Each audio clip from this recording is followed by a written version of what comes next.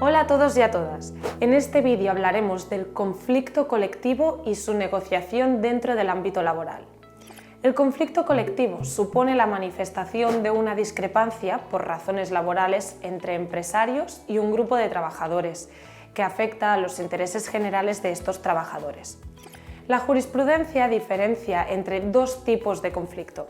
Por un lado se encuentran conflictos jurídicos o de derecho, aquellos que se originan por controversias con la interpretación o aplicación de las normas en materia laboral. Y por otro lado se habla de conflictos económicos o de intereses que surgen del propósito de modificar el ordenamiento existente o de crear condiciones nuevas ab origine. Que exista un conflicto no es malo, pero puede ser una magnífica oportunidad para reclamar derechos, delimitar competencias o para resolver dudas y problemas que pudieran importunar negativamente el normal desarrollo de la actividad laboral. Por eso, desde los poderes públicos se potencia que existan vías y mecanismos de negociación de los conflictos para poder hablarlos, discutirlos y resolverlos de manera civilizada. Es más, la propia Constitución reconoce y garantiza este derecho a la negociación colectiva entre los representantes de los trabajadores y empresarios en su artículo 37.1. Las negociaciones deben comenzar con un intento de conciliación, ya que intentar solucionar el conflicto mediante una resolución extrajudicial es requisito sine qua non para la tramitación del proceso, para evitar que el proceso se judicialice. Es conveniente recordar en este momento las principales medidas de resolución extrajudicial de los conflictos, que servirán como vías alternativas a la jurisdicción ordinaria y por tanto serán más ágiles, rápidas y económicas que si acudiésemos a los tribunales. Entre estos instrumentos podemos destacar, en primer lugar, destacamos la conciliación. Es un procedimiento mediante el cual la persona conciliadora interviene para aproximar a las partes opuestas en un conflicto. Las partes comparecen y presentan sus alegaciones ante la persona conciliadora y ésta emite una o varias propuestas de resolución. Otro instrumento que hay que destacar es la mediación, que consiste en una serie de actos en los que un mediador actúa como canalizador de la comunicación entre las partes.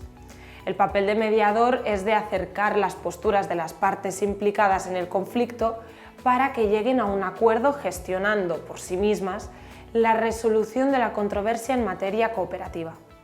Y por último destacamos el arbitraje, donde las partes enfrentadas deciden encomendar a un tercero la solución de la divergencia, comprometiéndose de forma libre, expresa y voluntaria a cumplir la resolución que éste dicte en forma de laudo arbitral.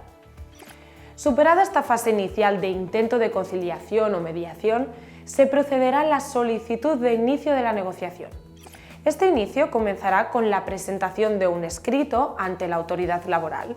En dicho escrito se indicarán los datos de identificación de quienes lo promueven, el ámbito de afectación, los hechos motivadores del conflicto y las peticiones que se formulan. A continuación tiene lugar la fase de presentación, en la que tendremos que conocer el órgano competente según nuestro ámbito de aplicación. En función del ámbito territorial será competente el órgano provincial, autonómico o estatal, mientras que en función del ámbito del sector el órgano competente será o bien el servicio administrativo dependiente del Ministerio de Trabajo, Migraciones y Seguridad Social o del órgano autonómico correspondiente, o bien del servicio gestionado por los órganos paritarios. Debemos destacar que los acuerdos acordados tienen la misma eficacia que se reconocen a los convenios colectivos, siempre que las partes estén legitimadas y el acuerdo se cumpla con los requisitos requeridos. En todo caso, se enviará copia de lo acordado a la autoridad laboral. Si no se alcanzase un acuerdo, puede presentarse demanda ante la jurisdicción social. Esa demanda, dirigida al juzgado o tribunal competente, contendrá los requisitos generales, la designación general de los trabajadores y empresas afectados por el conflicto, la designación concreta del demandado o demandados, una referencia sucinta a los fundamentos jurídicos de la pretensión formulada y las pretensiones de las partes que son objeto del conflicto. A esta demanda habrá que añadir también una certificación que demuestre que se ha intentado la mediación o conciliación previas. Pese a que las principales vías de resolución de conflictos suelen ser pacíficas o son dirimidos en los tribunales por los órganos competentes, la Constitución reconoce también la posibilidad de adoptar medidas más extremas que sirvan para presionar o dirimir conflictos entre las partes, exteriorizando el conflicto y defendiendo así mejor sus intereses. De entre estas medidas extremas podemos destacar, sin ninguna duda, la huelga y el cierre patronal. La huelga es un derecho fundamental de los trabajadores. Está reconocido en el artículo 28 de la Constitución para la defensa de los intereses de los trabajadores. Este derecho se regula en el Real Decreto Ley 17/1977 de 4 de marzo sobre las relaciones de trabajo, donde se establecen unos límites, requisitos y condiciones para que sea considerada legal.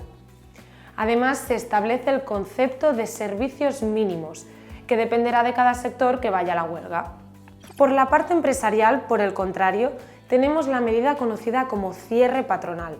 Esta medida, que no se recoge en la Constitución ni es un derecho fundamental, pero sí aparece regulada en el mismo Real Decreto Ley que la huelga, es un derecho que tiene el empresario y que puede adoptar de modo excepcional. El cierre patronal se aplica en casos en los que pueda existir un peligro de violencia o de daños personales o materiales debido a una ocupación ilegal del centro de trabajo e impiden gravemente el proceso de producción. Esta norma regula también sus requisitos y condiciones para que sea considerada una medida ajustada a la legalidad. Para finalizar, hay que destacar que esta norma incluye también un régimen de sanciones, tanto para los trabajadores como para el empresario. Las medidas que incluye pueden ser económicas, administrativas como disciplinarias, pudiendo llegar incluso, en el caso de la huelga, a la extinción del contrato de trabajo de la parte trabajadora por despido disciplinario. Espero que os ayude. Nos vemos en el siguiente vídeo.